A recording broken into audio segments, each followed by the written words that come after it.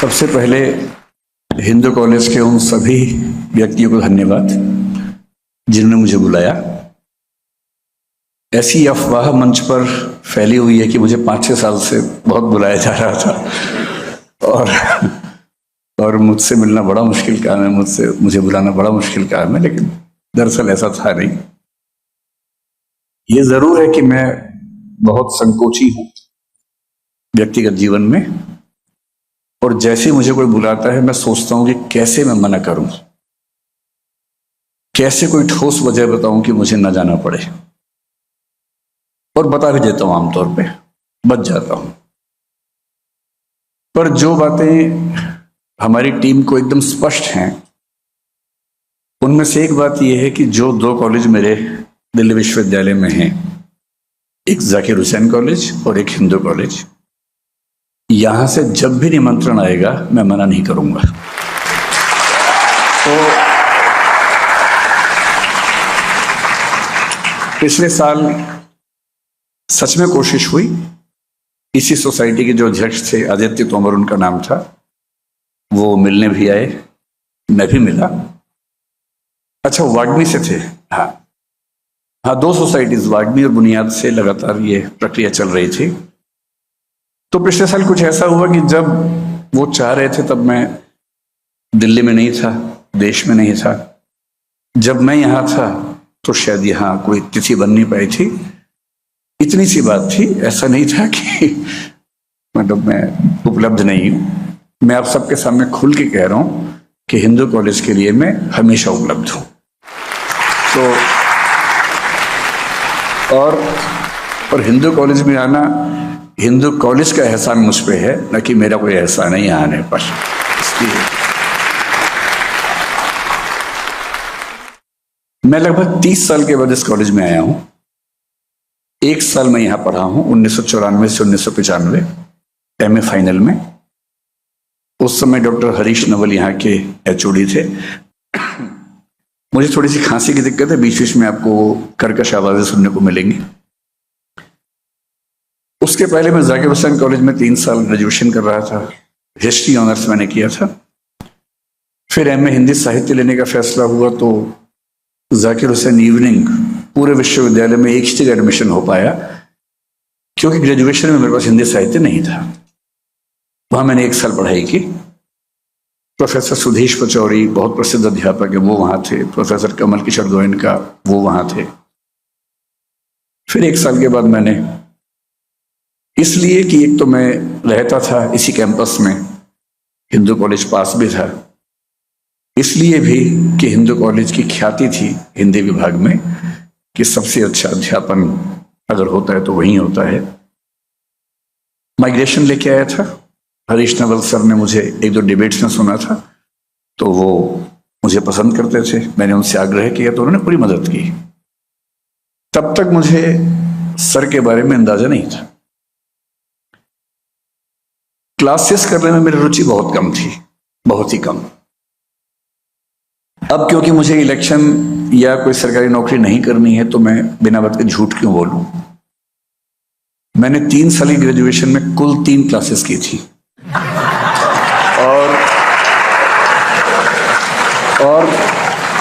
और मुझे इस बात का कोई पछतावा भी नहीं है।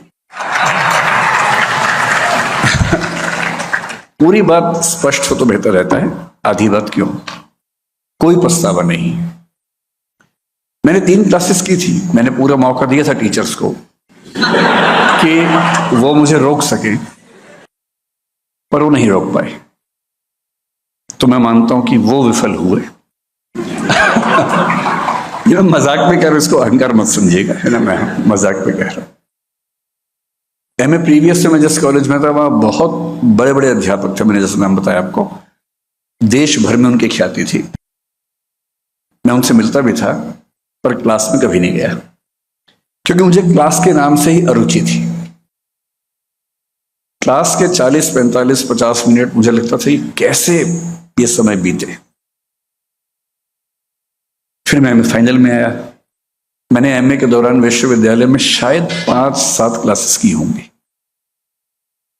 उनमें से एक क्लास मुझे अच्छी लगी। अभी सर का जिक्र नहीं आया, वो उसके बाद आएगा। 5 साल क्लासेस मैंने विश्वविद्यालय में की, अलग अलग अध्यापकों की, प्रसिद्ध अध्यापक थे उनकी क्लासेस की, सब कुछ किया। एक क्लास अच्छी लगी, और वो क्लास विश्वविद्यालय में नहीं, हिंदू कॉलेज में हुई थी। हिंदू कॉलेज में क्लासरूम में नहीं, बगीचे में हुई थी बाहर। मेरे ख्याल से भी बगीचा होगा ही, सामने की तरफ है ना। हमारे एक अध्यापक थे, सर के मित्र भी थे, उनका नाम था प्रोफेसर दीपक सिन्हा। वो और सर मेरे ख्याल से लगभग एक ही बैच के रहे होंगे, आसपास रहे होंगे। मैं यहां से गुजर रहा था, एक दो दोस्त साथ में थे, और तभी किसी ने बताया कि एक सर वहां क्लास ले रहे हैं, इनका नाम दीपक सिन्हा है, 3-4 बच्चे बैठे हैं, आप भी आ जाओ। तो स्वाभाविक अरुचि के चलते मैंने कहा नहीं, क्या करूंगा क्लास करके। तो दोस्त 2-3 से बोले यार थोड़ी देर बैठ जाओ, फिर चलेंगे घूमने के लिए। तो मैं इसलिए बैठ गया कि ठीक है, फिर घूमने जाएंगे। लेकिन उस आधे पौने घंटे में, 1 घंटे में, रघुवीर सहाय एक कवि हैं, हिंदी के पाठ्यक्रम में थे, उन्होंने उनके बारे में पढ़ाया, एक कविता पढ़ाई। और तब मुझे पहली बार लगा कि अच्छा, कविताओं को ऐसे भी पढ़ाया जा सकता है। तो मेरे मन में पहली बार एक अध्यापक को लेकर बड़ा सम्मान का भाव आया कि हाँ, इनसे सीखना चाहिए। पर दुर्भाग्य, ये 1995 की बात है, मेरा एमए हो चुका था उस समय, मतलब मैं फाइनल ईयर में था। कुछ दिन के बाद मेरा एमए हो गया। देखिए, पढ़ना और नंबर लाना ये 2 एकदम अलग विधाएं हैं, इनमें कोई लिंक आपस में नहीं।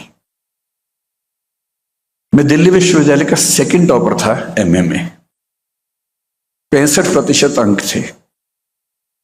एमए फाइनल में ही यूजीसी का एग्जाम देके नेट जेआरएफ कर चुका था, मैं फेलो था, हिंदी साहित्य से ही था।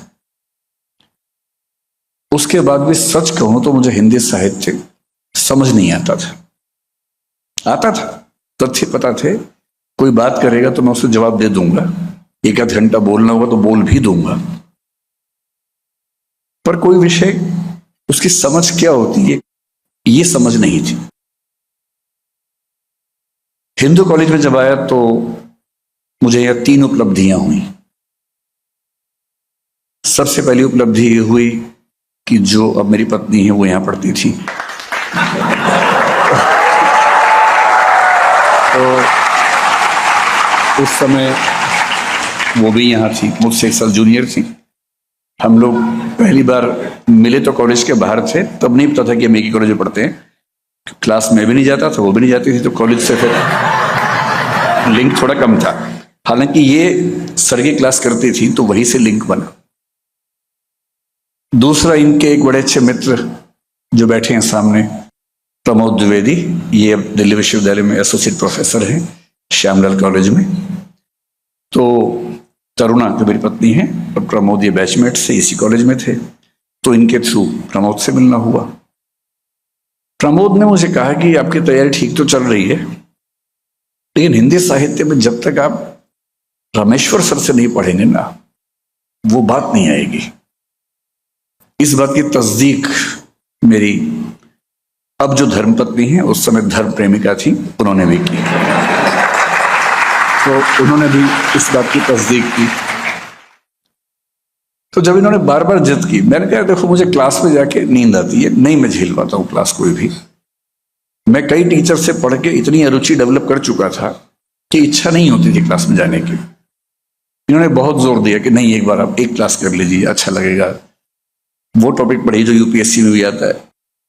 तो मैंने उस भयानक दबाव में 1-2 क्लासेस करने का फैसला किया, ताकि मैं इनको मतलब नजर मिला सकूं कि मैंने कोशिश की थी, अध्यापक को मौका दिया था मैंने। कोई ऐसा ना समझे, सर धृष्टता के लिए माफ करते रहिए कि मैं थोड़ा हंसी मजाक कर बैठता हूं। तो फिर मैं सर की क्लास में आ गया तो उसके बाद की सारी चीजें इतिहास हैं। मुझे लगता है कि मुझे बचपन से पढ़ना चाहिए था, पर मैं विद्यार्थी जीवन में बहुत ही चंचल, बहुत ही अगंभीर किस्म का व्यक्ति रहा, स्कूल में, कॉलेज में भी। मैं अपने जिले का टॉपर था स्कूल के समय। ऐसा नहीं कि मेरे नंबर नहीं आते थे, नंबर आते थे मेरे। मैं विषय को समझता नहीं था, मैं विषय में डूबता नहीं था, और जैसे ही किसी विषय को पढ़ते हुए लगता था कि अभी मुश्किल होने लगता है, मैं उसे छोड़ देता था। मैंने 10वीं क्लास के बाद साइंस इसलिए छोड़ा कि साइंस से पढ़ना पड़ता था, और हमारे स्कूल में 2 ही विकल्प थे, साइंस और कॉमर्स। मुझे किसी ने बताया कि कॉमर्स में नहीं पढ़ना पड़ता है, तो मैंने कॉमर्स ले लिया। फिर मैंने कॉमर्स में अपने पूरे जिले में टॉप किया, करीब 10 से 12 दिन पढ़ के। फिर मैं दिल्ली विश्वविद्यालय आ गया। मैंने डीयू में आते ही बीकॉम ऑनर्स में एडमिशन लिया, पर 3-4 दिन में लगा कि इसमें तो बहुत पढ़ना पड़ता है। मंडल कमीशन उसी समय आया था, आंदोलन का माहौल था जो मुझे प्रिय था बहुत ज्यादा। मुझे ज्यादा अच्छा लगता था कि बस के पीछे टंग के जा रहे हैं, बस का शीशा तोड़ दिया, टायर में आग लगा दी, और नारे लगाए सड़क के ऊपर, पुलिस आई तो भागे वहां से बच के। वो सब ज्यादा मुझे उसकी रुचि थी, क्योंकि मेरा अकेला उद्देश्य डूसू प्रेसिडेंट बनना था और उसके बाद भारत का प्रधानमंत्री बनना था। उस समय ये उस बाल मन की बात है जो 17 साल का था, तब की बात मैं कर रहा हूं। तो बीकॉम में उसे पढ़ना पड़ता था। तो फिर मैंने एक बहुत ठोस बहाना सोचा, और मैंने अपने अध्यापक से कहा कि सर मुझे यूपीएससी देना है, और उसमें मैंने सुना कि हिस्ट्री बेहतर रहता है, और सीए तो मुझे बनना ही नहीं है। तो बोले अच्छा ऐसा है, तो फिर एक एप्लीकेशन लिखो। मैंने एप्लीकेशन लिखी। फिर बोले कि मैं तो साइन कर रहा हूं, अब हिस्ट्री के डिपार्टमेंट के हेड से साइन करवा के लाओ। ये ठीक वही दिन था जब मंडल कमीशन का कर्फ्यू लगा हुआ था दिल्ली में। मैं पीतमपुरा में रहता था, और हमारे एचओडी जो थे वो साकेत में रहते थे। पीतमपुरा से साकेत लगभग 25 किलोमीटर होगा। मैं पैदल गया, बीच बीच में लिफ्ट, कहीं को ट्रक मिल गया, ट्रक में घुस गए, बस मिली, बस तो खैर नहीं चल रही थी उस समय। पूरी दिल्ली का माहौल बड़ा अजीब था, हर जगह आग, धुआं, ये सब था। उनके घर पहुंच के साइन करवाए। बोले कि इतना सीरियस बच्चा मैंने पहली बार देखा है। तो मैंने भी इस बात को उनको काटा नहीं। मैंने कहा हाँ आप ठीक कह रहे हैं, आपने ठीक ही देखा है। और फिर गया, हिस्ट्री ऑनर्स लिया, सिर्फ इसलिए कि हिस्ट्री में पढ़ना नहीं पड़ेगा। शंकर जी से मेरी बात चल रही थी। शंकर जी और मैं एक ही बैच के हैं, 90 से 93। ये भी हिस्ट्री के विद्यार्थी थे, मैं भी हिस्ट्री का था। मिले आज हम पहली बार है जीवन में, लेकिन हम एक ही बैच के लोग हैं।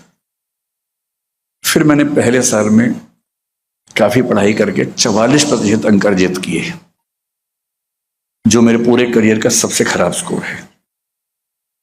फिर सेकंड साल में बहुत कोशिश करके संभाला, तो मैं किसी तरह से 51 तक पहुंचा। मेरे ग्रेजुएशन में 51% अंक हैं। मैं खुल के इसलिए कह रहा हूं कि आप में से जिसके नंबर कम आ रहे हैं, चिंता मत कीजिएगा, नंबर जीवन में कहीं काम नहीं आते। इस बात को बिल्कुल मन से निकाल दीजिए। और 3 साल मैंने इतिहास कितना पढ़ा, जितना मेरे रूममेट ने नोट्स बनाए थे उतना ही पढ़ा। मेरा एक अच्छा रूममेट था, हालांकि वो हंसराज कॉलेज में पढ़ता था, मैं जाकिर हुसैन में था, और वो नोट्स अच्छे बनाता था। तो वो पता भी करता था कि इस बार क्या क्या आने वाला है, उन्हीं के नोट्स बनाता था, कुछ कहीं से मैनेज करता था, फोटोकॉपी। अच्छा दोस्त था मेरा। तो एग्जाम से 7 दिन पहले, 8 दिन पहले बोलता था कि ये निगलना है और पेपर में उगलना है। और इस निगल उगल कार्यक्रम में मैं निष्णात था। निष्णात को अंग्रेजी मास्टर कहते हैं, आपकी जनरेशन पता नहीं समझेगी या नहीं। मास्टर का मतलब, एक्सपर्ट का मतलब निष्णात। मैं निष्णात था, ठीक नंबर आ गए। 55% फाइनल ईयर में थे, जो सब एवरेज करके 51 हुए। पर मैं खुशी की बात है कि अपने कॉलेज में, क्योंकि बाकी विद्यार्थी बहुत खराब थे, मैं वहां भी टॉपर था। उसमें मेरी कोई भूमिका नहीं है, बाकी बच्चों की भूमिका है। वो मुझसे भी खराब थे, इसलिए मैं टॉपर था।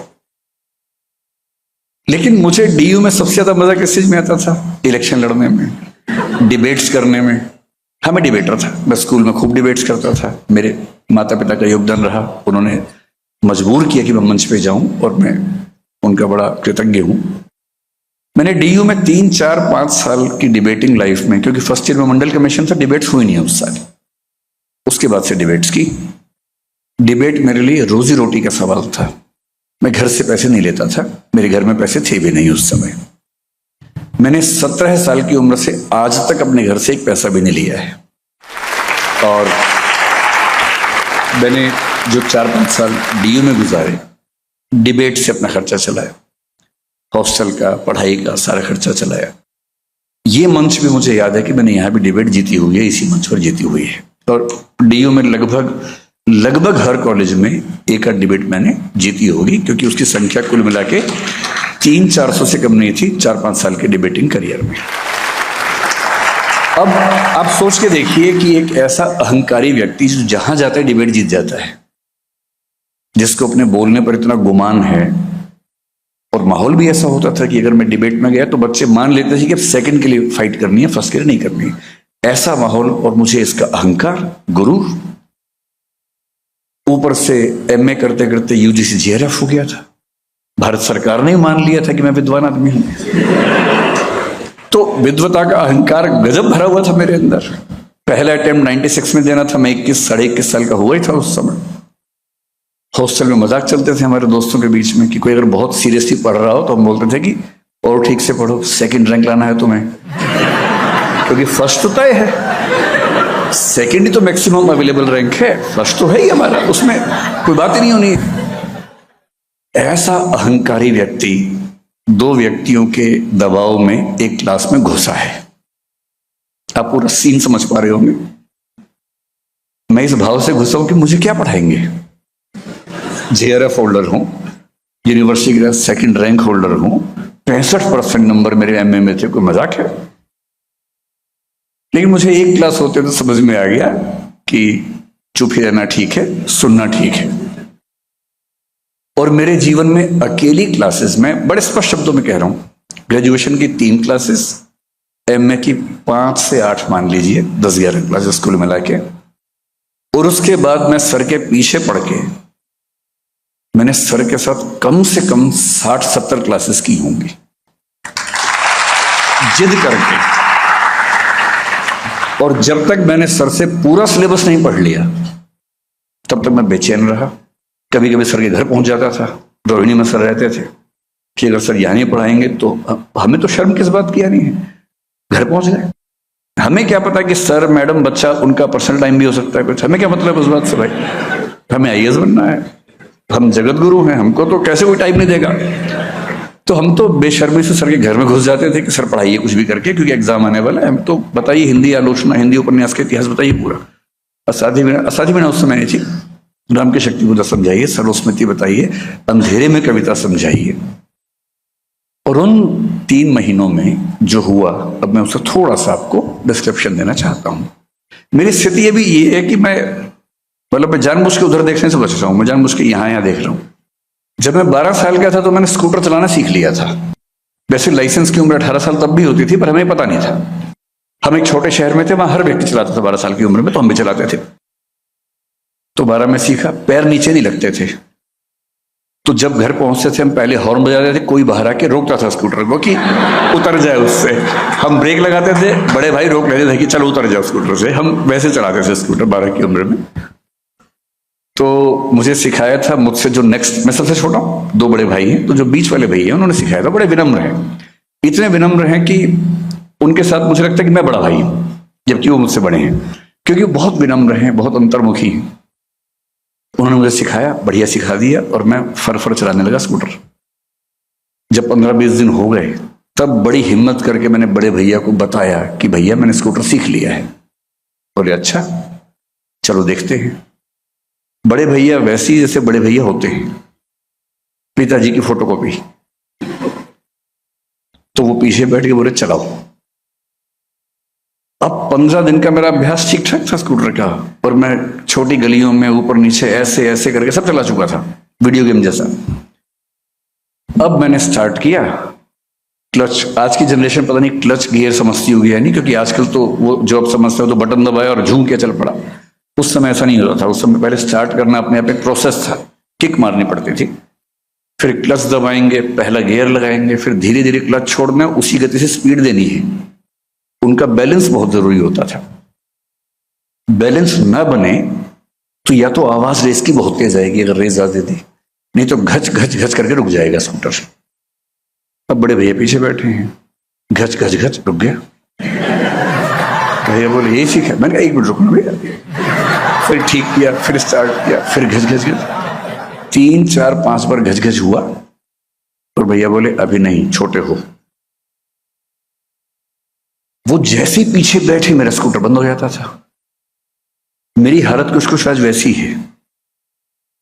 जिनसे सीखा है उनके सामने बोलना है, और मैं इसलिए जानबूझ के वहां देख नहीं रहा हूं कि वहां भैया बैठे, वरना घस घस घस हो गए मेरी गाड़ी रुक जाएगी और मैं क्यों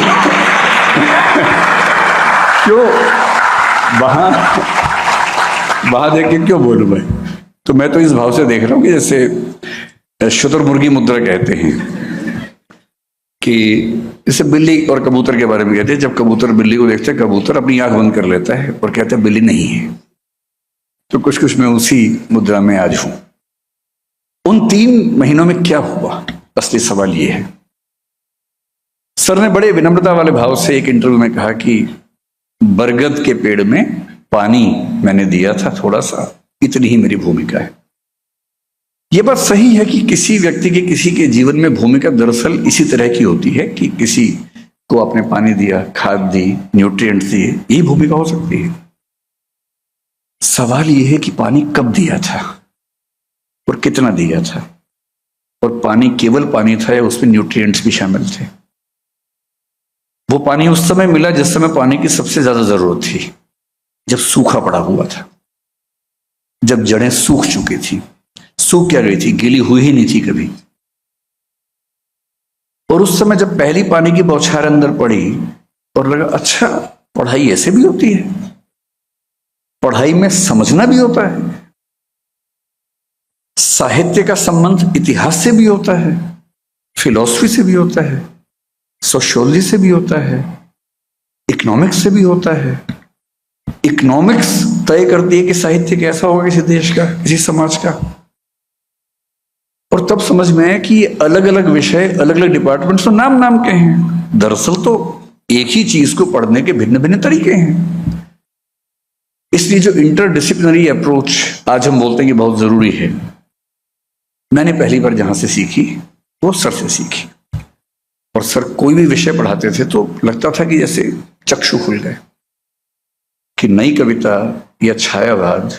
और मैं उस समय लिखने की स्पीड मेरी ऐसी थी कि मैंने सर का एक एक वाक्य लिखा हुआ है, आज तक रखा हुआ रजिस्टर मेरे पास। यहां तक कि सर ने बीच में छींका भी तो मैंने वो भी लिख दिया कि छींक यहां पर आई है, कि शायद कोई खास वजह से आई हूं यहां पर, भाई बाद में रिवीजन में आसानी रहेगी। मजाक भी किया, साइड में मजाक भी लिख लिया कि ये मजाक को कोई लिंक होगा इसके साथ, वो मजाक भी याद रहना चाहिए। कई साल तक मैंने वो विषय पढ़ा, वो रजिस्टर्स पढ़े। JRF वगैरह सब होने के बाद पहली बार मुझे साहित्य समझ में आया।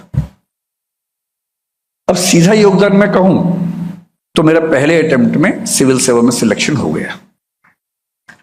लेकिन ये तो एक मोटा कथन है ना कि सिलेक्शन हो गया।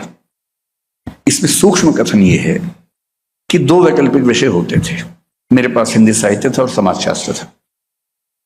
दोनों का 600 नंबर का पेपर था। अगर मैं ये कहूं कि मेरा उन दोनों विषयों से सिलेक्शन हो गया तो ये अधूरी बात है, जब तक मैं ये ना बताऊं कि समाजशास्त्र में 600 में से 247 नंबर थे और हिंदी साहित्य में 600 में से 343 नंबर थे। और इस अंतर की एकमात्र वजह यह थी कि मैंने सर की क्लास से पढ़ाई की थी। इससे मैं कैसे कह दूं कि कोई योगदान नहीं है या बरगद में केवल पानी का योगदान है। उस पानी में कितना पोटेशियम था, कितना मैग्नीशियम था, कितना नाइट्रोजन था या नाइट्रेट था, ये भी तो देखना पड़ेगा। लेकिन ये फिर भी ठीक है। मेरे लिए सिविल सेवक बनना ना मुझे पहले बहुत रोमांच था ना बाद में रहा। मैं तो हरियाणा से हूं जहां IAS का मतलब उस समय लोग समझते भी नहीं थे, अब तो समझने लग गए हैं, तब नहीं समझते थे। तब बोलते थे कि अरे ना पटवारी बनते तो अच्छा रहता, वो ऐसा भाव रहता था। तो मुझे नौकरी से लगाव भी नहीं था, मैंने फिर नौकरी छोड़ भी दी, पढ़ने पढ़ाने की इच्छा हुई। जो असली योगदान है वो दूसरा है। ये तो छोटी बात थी, नंबर आ गए, नोट्स मैंने पढ़ लिए, याद कर लिया, लिख दिया, नंबर आए, बड़ी बात है। एक अच्छी नौकरी मिली, उसका सम्मान आज तक मुझे हर जगह मिल जाता है कि सिविल सर्वेंट रहे हैं, जैसे पता नहीं क्या बात हो गई, लेकिन सम्मान मिल जाता है। उसके बाद मेरे अंदर एक भूख पैदा हुई। जो व्यक्ति विश्वविद्यालय में केवल इलेक्शन लड़ने के लिए आया हो, उसकी इलेक्शन से अरुचि हो गई। जिसका पर्पस रहा हो कि डूसू प्रेसिडेंट, उसके बाद दिल्ली का सीएम, फिर भारत का पीएम बनना है, उसको पार्षद, विधायक और सांसद होने से अरुचि पैदा हो गई। और रुचि किससे से पैदा हो गई? पढ़ने से। अब मुझसे लोग पूछते थे जीवन में क्या करना चाहते हो? पढ़ना चाहता हूं। मैंने यूपीएससी में 2-3 विषय सिर्फ इसलिए बदले कि इसी बहाने इसे पढ़ लूंगा। हालांकि ऐसा करने से मेरी सफलता और मुश्किल होती गई, पर चाहिए किसको थी? नहीं चाहिए थी। समाजशास्त्र पढ़ा, दिमाग खुल गया। फिलॉसफी पढ़ा, दिमाग खुला। पॉलिटिकल साइंस पढ़ा, बाद में एलएलबी किया, लॉ किया, सब कुछ पढ़ने का मन किया। आज भी पढ़ता हूं। और आज मेरी स्थिति ये कि किसी भी विषय को पढ़ते हुए मैं हर विषय से उसको लिंक कर पाता हूं, तो इसलिए कि उसका बीज सही समय पर पानी के साथ उस पेड़ के अंदर एक सही माली ने डाल दिया था। और ये तो संयोग की बात है कि मैं जिस जमाने में 40-45 का हुआ, उस जमाने में यूट्यूब आ गया, और सर जिस जमाने में हुआ तब यूट्यूब नहीं आया था। इतनी सी बात है। मुझे लोग ज्यादा जानने लग गए, तो इसमें यूट्यूब का योगदान है, मेरा नहीं। मैं भी एक बंद क्लासरूम में 25 साल से पढ़ा ही रहा था। कौन जानता था? कोई नहीं पूछता था। पर क्योंकि मैं निजी क्षेत्र में हूं तो वहां वीडियो बनाना आसान काम था। कॉलेज में यह संभव नहीं है, व्यावहारिक नहीं है। इसलिए कौन कितना प्रसिद्ध है ये तुक्के की बात है, संयोग की बात है। और प्रसिद्धि से कोई ये समझने लगे कि मैंने बहुत तीर चला दिया है, ऐसा घमंड अगर किसी को हो जाए, उससे बड़ा निपट मूर्ख कोई हो नहीं सकता है। और ये बात जिंदगी में कभी भूलना नहीं चाहिए कि मैं जो कुछ भी हूं कैसे बना। सर ने मुझे जो कवि सबसे गहराई से पढ़ाया वो कबीरदास थे, और कबीरदास आज तक मेरे प्रिय कवि हैं। मुझे पूरे हिंदी साहित्य में एक कवि चुनना हो, हालांकि दुविधा होती है कबीर तुलसी के बीच में मुझे। फिर मैंने एक कविता सुन ली, उन दोनों के बारे में तो और दुविधा होने लग गई। कैसे कहूं कि कविता मेरी खींचे नई लकीर, कैसे कहूं कि कविता मेरी खींचे नई लकीर, मेरे 2 बाप हुए हैं तुलसी और कबीर। एक नहीं, 2 बाप हुए, दोनों सर ने पढ़ाए। मतलब सर ने सारे कवि पढ़ाए, इन 2 को विशेष रूप से पढ़ाया। तुलसीदास मेरे बहुत प्रिय कवि हैं, और वो सिर्फ सर की बदौलत है। कबीर तो मैं फिर भी थोड़ा पहले से रुचि रखता था। कबीरदास को पढ़ते हुए बहुत सारे दोहे, सर को बहुत सारी पंक्तियां याद रहती है कविता की। सर से प्रेरणा लेके मैंने भी खूब रटा। मुझे भी 500-1000 कविताएं छोटी छोटी आज याद हैं, तो प्रेरणा वहीं से आई थी। कबीर को पढ़ाते हुए सर ने बड़ी गहरी बात कही कि एक समय तक आदमी दुनिया के बताए रास्तों पर अंधानुकरण करता हुआ चलता है, अंधा होकर चलता है। फिर उसे एक सही व्यक्ति मिलता है, गुरु मिलता है, शिक्षक मिलता है। एक अच्छा शिक्षक पढ़ाता नहीं है, एक अच्छा टीचर वो बिल्कुल नहीं है जो नोट्स बनवा दे। एक अच्छा टीचर वो बिल्कुल नहीं है जो बता दे कि रोमिला थापर ने ये कहा है और डीडी कोशाम्बी ने ये कहा है। ये तो सामान्य बात है। चैट जीपीटी के जमाने में कौन पूछता है इन सब बातों को? चैट जीपीटी के जमाने में टीचर्स को अपने अस्तित्व के बारे में फिर से सोचना पड़ेगा। मुश्किल होने वाला है, सीरियसली मुश्किल होने वाला है।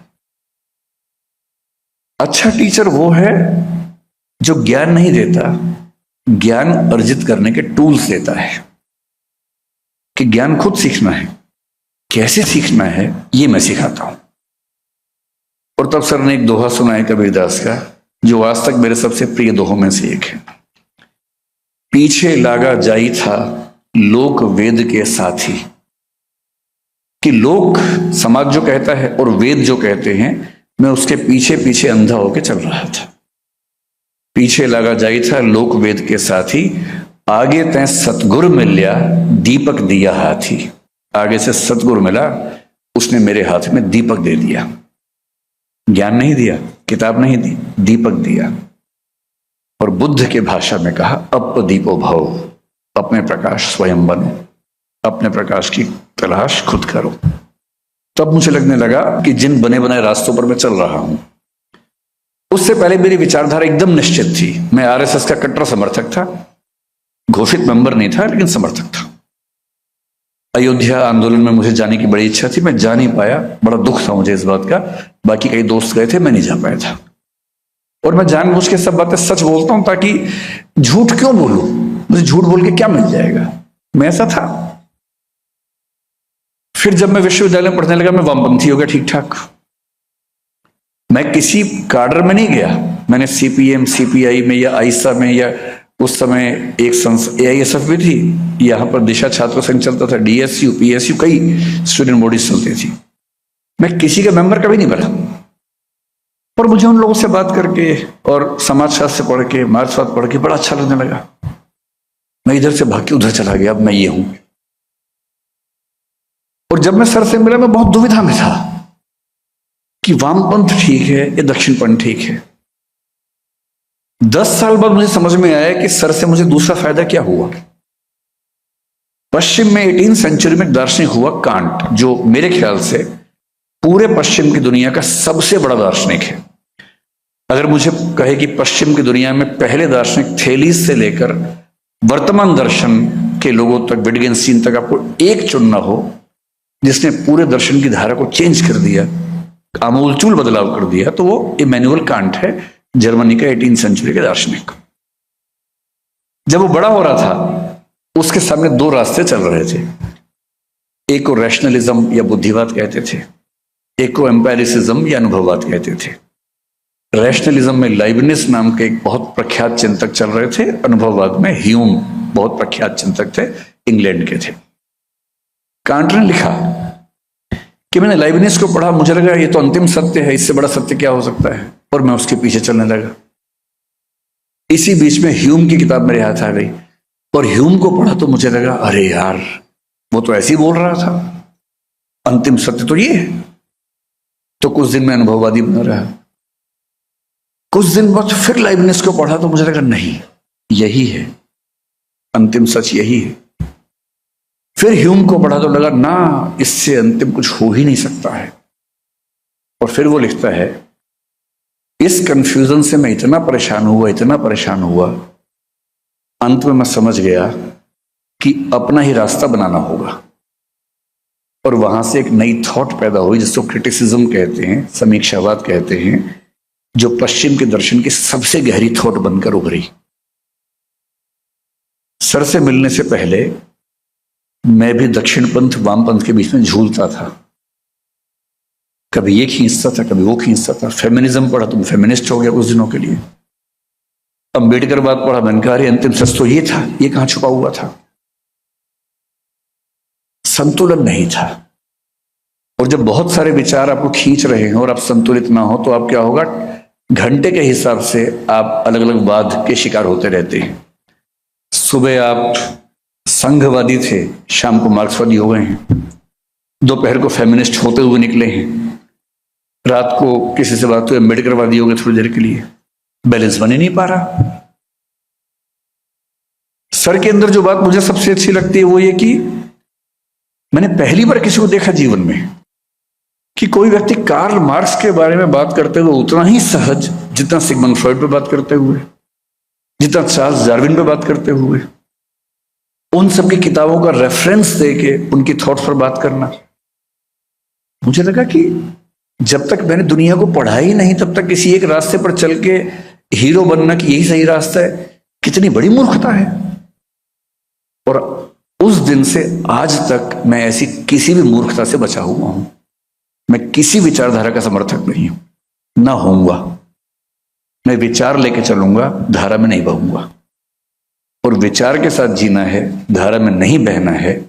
ये बुनियादी समझ उसी पानी के गिलास में थी जिसको सर ने कहा कि बरगद में डाल दिया था। वही से किसी अध्यापक का किसी विद्यार्थी के जीवन में क्या योगदान हो सकता है, इसकी बहुत बहुत तरह की कहानियां होती हैं। पश्चिम के विचारकों में घमंड थोड़ा ज्यादा नजर आता है, कुछ बड़े विनम्र भी हुए। सुकरात का शिष्य प्लेटो था, मैं तो वैसा बनना चाहता हूं। प्लेटो जैसा बौद्धिक तो मैं नहीं हूं, प्लेटो जैसा विनम्र बनना चाहता हूं। सुकरात ने प्लेटो को बहुत सिखाया, प्लेटो ने बहुत किताबें लिखी, और प्लेटो ने एक भी किताब में एक भी वाक्य अपना कह के नहीं लिखा सारे वाक्य सुकरात के कह के लिखे, इस भाव से कि मैंने हल्का फुल्का जोड़ दिया होगा, मूल भाव तो वहीं से आया है, मेरा क्या है इसमें। और उस प्लेटो का शिष्य अरस्तु था, उस अरस्तु ने प्लेटो के सारे सिद्धांतों को सिर के बल खड़ा कर दिया। अरस्तु बहुत महान विचारक है, पर उसमें अहंकार भी कम नहीं है। उसने महिलाओं के बारे में इतनी उठपटांग बातें कही, दासों के बारे में इतना खराब खराब लिखा, पर बड़ा विचारक तो था ही। और इसलिए अरस्तु का विद्यार्थी कोई महान विचारक नहीं बना, सिकंदर बना। क्योंकि आक्रामक अध्यापक का विद्यार्थी आक्रामक ही हो सकता है। वो दुनिया को जीतने में लगा रहा, खुद को नहीं जीत पाया। डायोजनीज नाम का दार्शनिक एक बार सिकंदर से उसकी बात चल रही थी। डायोजनीज एकदम मस्त मौला, जैसे सर है, कुछ मतलब नहीं दुनिया जहां से, जो बुनियादी जरूरतें हैं पूरी हो रही हैं, पर्याप्त है। डायोजनीज एक सिनिक फिलोसफर था, अमीर आदमी था, सब छोड़ के, बुद्ध की तरह सब छोड़ छाड़ के एक सड़क के पास रखे हुए एक टब के अंदर रहता था। सारी संपत्ति छोड़ के बैठे। उसके पास कुल संपत्ति क्या थी? पानी पीने का एक गिलास और एक आध कपड़ा जो वो पहनता था। एक दिन गिलास चोरी हो गया, तो लोगों ने कहा यार तुम्हारे तो गिलास भी चोरी हो गया। वो बोला यार मजा आ गया मुझे, कल तक मुझे नींद आते हुए ना परेशान रहता था गिलास कोई लेना जाए, अब चला गया, परेशानी ही नहीं हो रही। और रही बात पानी पीने की, जब मैं कल नदी पे गया गिलास भर रहा था तो पड़ोस में एक कुत्ता आया, वो सीधे पी रहा था, तो मैं भी सीधे पी लूंगा, क्यों गिलास ढोऊं बिना बात के। जब सिकंदर ने उसकी ख्याति सुनी, सिकंदर राजा था, तो सिकंदर उसके पास गया। वो आदमी आराम से लेटा हुआ धूप में, सिकंदर सामने आके खड़ा हुआ। सिकंदर बोला मैं यूनान का राजा सिकंदर हूं। उसने यूं देखा, बोला हाँ जानता हूं। बोले मैं आपसे बहुत प्रभावित हूं डायोजनीस, क्या मैं तुम्हारे लिए कुछ कर सकता हूं? उसने कहा हाँ, थोड़ा साइड में हो जाओ, धूप आ रही थी।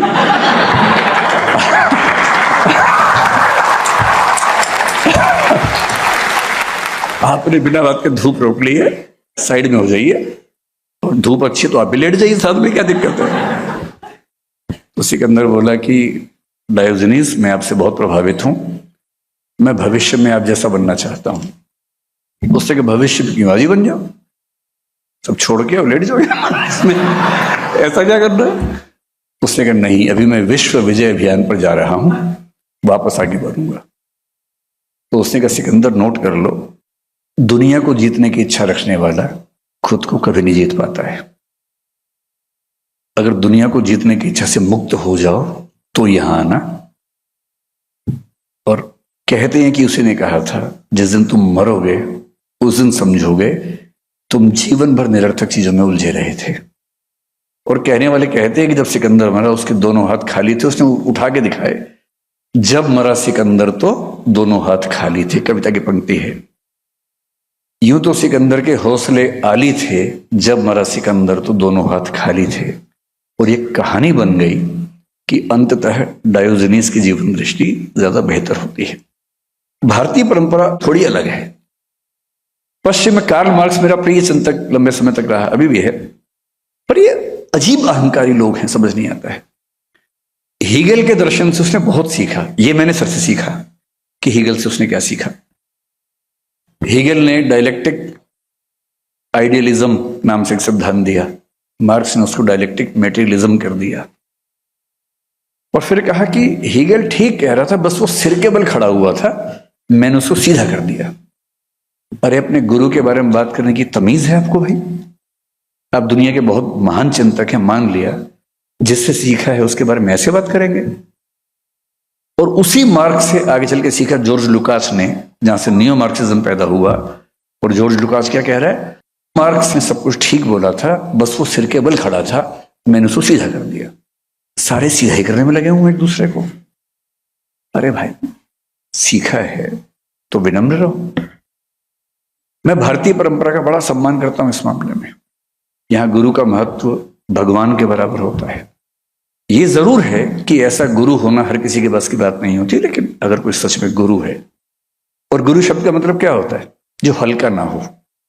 गुरु मतलब जिसमें गुरुत्व हो, खींचने की क्षमता हो, भार वहन करने की क्षमता हो, जिसमें वजन हो। गुरु शब्द का शाब्दिक अर्थ ये होता है। अगर कोई सच में गुरु मिलता है, मैं सौभाग्यशाली हूं कि मुझे एक मिले हैं। सर से मैं मिला पिछले 30 साल में 3 बार हूं, और मेरा एनुअल रिचुअल है, टीचर्स डे पे एक लंबा मैसेज बना के सर को भेजता हूं हर बार, और लिखता हूं कि सब कुछ आपसे लिया है, तुक्के मेरे लग गए हैं, लेकिन सारा का सारा लिया मैंने आपसे है। तो उसी रिचुअल से मेरा एक वार्षिक कृतज्ञता ज्ञापन कम से कम होता रहता है, और मुझे तसल्ली मिलती है कि मैं अपनी जिम्मेदारी निभा पा रहा हूं। भारतीय परंपरा में कबीर दास ने, जो कबीर सर के प्रिय कवि भी हैं, मेरे प्रिय कवि भी हैं, जब बैच खत्म हुआ तब मुझे कबीर के एक दोहे का मतलब और गहराई से समझ में आया। मैं फिर कह रहा हूं कि हिंदी साहित्य के नोट्स मैंने बना लिए थे, पढ़े, मैं सफल हो गया, नौकरी मिल गई, बड़ी बात है, फिर भी छोटी बात है, इतनी बड़ी बात नहीं। मैंने भी कई बच्चों को नोट्स बनवाए, पढ़ाया, उनमें से लोगों ने नोट्स याद किए, आईएएस बन गए। एक अर्थ में बड़ी बात है, पर यह बहुत बड़ी बात नहीं है। ठीक है, हो गया, ऐसी क्या खास बात है। कबीर बहुत परेशान होने के बाद गुरु से बोलते हैं कि मुझे बस मंत्र दो भाई, जीवन कैसे जीना है। तब शायद उनके गुरु ने कुछ मंत्र दिया, और तब कबीर लिखते हैं, सतगुरु हमसु रीझ कर कहया एक प्रसंग, बरस्या बादर प्रेम का भीज गया सब अंग। सतगुरु ने हमसे खुश होकर एक ऐसी बात कही, ऐसा लगा कि प्रेम का बादल फट गया हो और सारे अंग भीग गए। तो यहां प्रेम को ज्ञान कर सकते हैं। सतगुरु हमसु रीझ कर कहया एक प्रसंग, बरस्या बादर ज्ञान का भीज गया सब अंग। और वो जो एक इंटरडिसिप्लिनरी अप्रोच, जिज्ञासा, हर विषय को समझने की अकुलाहट, वो सब चीजें जब मिली, और मैं सोचता हूं कि मैं कैसे धन्यवाद करूं। पहली बार मुझे मौका मिला कि मैं सबके सामने ये सब बातें बोल सकूं, वरना मैं अंतर्मुखी हूं, सर मुझसे भी ज्यादा अंतर्मुखी हैं। तो मैं सोचता हूं कि अगर हम दोनों अकेले मिलें तो क्या होगा। हम 1 घंटा चुप बैठेंगे, फिर उठ के चले जाएंगे, क्योंकि मैं सर के सामने बोल नहीं सकता, सर वैसे ही काम बोलते हैं, तो कैसे क्या बात होगी उसके बाद। तो तुलनाओं में कहना हो तो अध्यापक की भूमिका एक तो होती है रत्नावली जैसी, तुलसीदास के साथ जो हुआ था। तुलसीदास बहुत महान कवि हैं, लेकिन शुरू से नहीं थे, पत्नी के प्रेम में अंधे थे। पत्नी के प्रेम में अंधा होना बुरी बात है कि अच्छी बात है, पता नहीं आज का जमाना क्या सोचेगा, लेकिन वहां ऐसा माना गया कि थोड़ा ज्यादा अंधापन हो गया था। इतने अंधे हो गए थे कि पत्नी एक दिन बोली कि मायके जा रही हूं, या भाई के जा रही हूं, मतलब भाई के घर जा रही हूं। अब इनकी बेचैनी का आलम ये कि मैं तो आज ही जाऊंगा, ससुराल चला जाऊंगा मिलने के लिए। रास्ते में नदी थी, उफनती हुई नदी, पुल टूट गया था बाढ़ से, कैसे जाएं। बेचैनी का आलम ये कि एक लाश तैर रही थी, उस पर चढ़ के पार करके पहुंच गए, लाश को नाव बना के पहुंच गए। फिर पहुंचे घर, बाहर से आवाजें दी, किसने खोला ही नहीं, आधी रात का समय था। ये पता था कि उनकी पत्नी 2nd फ्लोर पे रहती है। एक रस्सी देखी, रस्सी चढ़ के पहुंचे 2nd फ्लोर पे, नॉक किया, पत्नी ने दरवाजा खोला, चौंक गई कि ये यहां कैसे पहुंचे, 2nd फ्लोर पे कैसे आ गए। बोले रस्सी थी, उस पर चढ़ के आ गया। रस्सी, बाहर जाकर देखा रस्सी नहीं, सांप था वो। आदमी जब अंधा होता है प्रेम वासना में, तो सांप पे चढ़ के सोचिए कोई जा रहा है। तब पति ने ऐसी फटकार लगाई, बोले जितनी आसक्ति मेरी देह से है, उसकी 1% भी राम से होती ना, तुम्हारा जीवन बेहतर हो गया होता। वहां से टर्निंग पॉइंट आता है, वो जाते हैं चित्रकूट, और उस चित्रकूट में रहना शुरू करते हैं, वहां रह के साधना करते हैं। तब राम और हनुमान से उनकी कहते हैं कि एक स्वप्न में मुलाकात होती है। वहां से रामचरितमानस पैदा होती है, हनुमान चालीसा पैदा होती है। अब रत्नावली से बाद में कोई पूछे आपका क्या योगदान है, वो कहे कि मैंने तो खाली डांटा था एक बार, या सर कह रहे खाली पानी डाला था थोड़ा सा, और वो डांट कितनी क्रांतिकारी है। विद्योत्तमा न डांटती कालिदास को तो वो कभी कालिदास न बनता। एक मूर्ख किस प्रकार व्यक्ति बना रहता जीवन भर, विद्योत्तमा की डांट ने ही उसको कालिदास बनाया। और एक आखिरी उदाहरण जो मुझे सबसे प्रिय है, डॉक्टर अंबेडकर ने लिखा है।